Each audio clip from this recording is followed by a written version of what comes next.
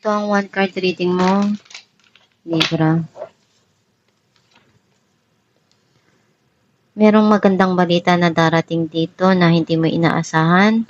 Some of you, meron kang gustong gawing hakbang tungo doon sa mga pangarap mo or sa goal mo. Clarify natin ang Page of Wands, Ten of Pentacles and Five of Pentacles. Meron darating dito na abundance and prosperity na hindi mo inaasahan.